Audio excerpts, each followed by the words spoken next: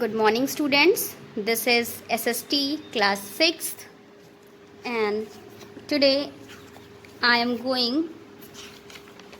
to post your 5th video, okay, which is on page number 12 and exercises and question answer. So the question number first is, what is meant by universe?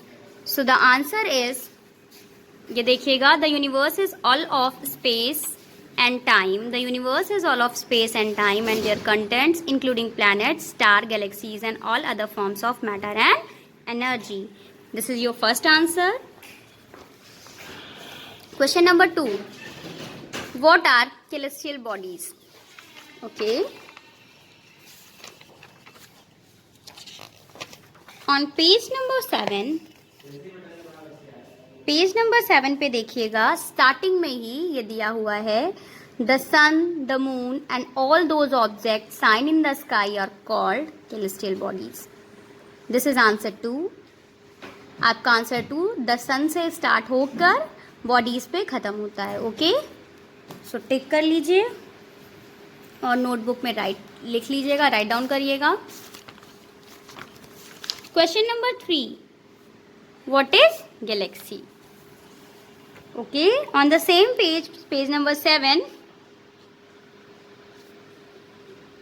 देखिएगा, a galaxy is a huge system of billion of stars which are held together by the forces of gravity.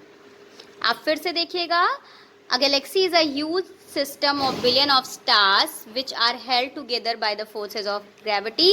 Most of galaxies appear to be scattered in the space, but there are many galaxies which remain clustered into groups. Our own galaxy is called the Milky Way. इतना लिखना है.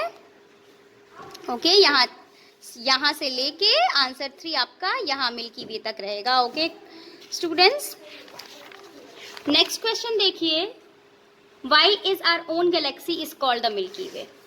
Okay, क्यों कहा जाता है इसे? सो आपको यहां से स्टार्ट करना है. Our own galaxy is called the Milky Way. Our own galaxy is called the Milky Way. यहां आगे लिखना है because.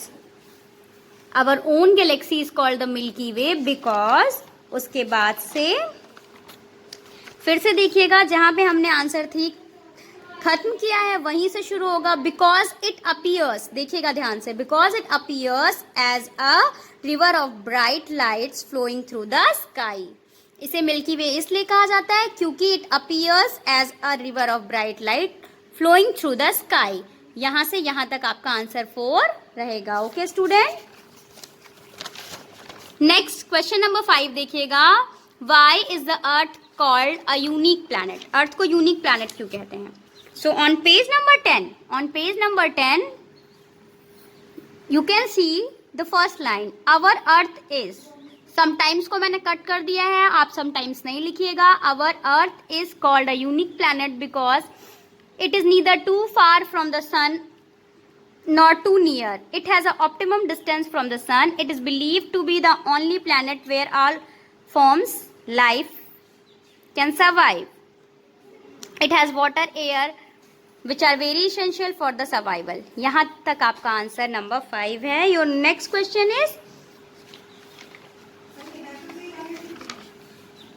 why is the earth called a blue planet? अर्थ को ब्लू प्लैनेट क्यों कहते हैं? तो देखिएगा, आप पहले क्वेश्चन से ही लिखिए, earth is called a blue planet. Earth is called a blue planet because more than 2/3 part of the earth's surface is covered with water. Okay, या फिर वहां बिकॉज अगर आप ऐड नहीं करेंगे तो लिखिएगा, the earth is called blue planet, more than 2/3 part of the earth's surface is covered with water, so it is called a blue planet. Okay, या फिर आप यहां से सिर्फ यहां तक लिख सकते हैं, more than 2/3 part of the earth's surface is covered with water, so it is called blue planet. और अगर आप वहां क्वेश्चन से लिखते हैं कि earth is called blue planet because, तब फिर आप सिर्फ वाटर तक ही लिखेंगे. ठीक है? Okay students, next is describe answer the following question in detail. तो डिस्क्राइब द सोलर सिस्टम, आपको सोलर सिस्टम को डिस्क्राइब करना है। सो ऑन पेज नंबर 8 देखिए, पेज नंबर 8 पे देखिए, our solar system comprises of the sun, 8 planet and their moon satellites. It is also consist of some other celestial bodies known as asteroid and meteoroids. ठीक है, सिर्फ यहीं तक लिखिएगा, बहुत ज़्यादा आंसर लेंदी नहीं करना है। ध्यान से देखिए, आंसर नंबर 1 यहाँ से लेके यहाँ तक। आंसर नंबर 2, आपको डिफरेंस बताना है, distinguish between asteroid and meteoroids. सबसे पहला पेज देखिए, पेज नंबर 7, यहाँ पे दिया हुआ है, beside stars, planet and satellites there are numerous bodies which are also move round the sun. These bodies are called asteroids. Asteroids are minor planet which lie in a vast ring between the orbits of the Jupiter and Mars.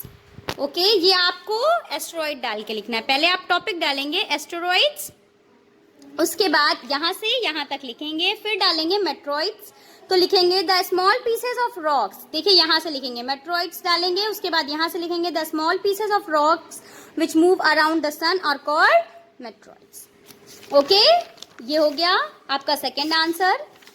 अब देखते हैं answer number 3।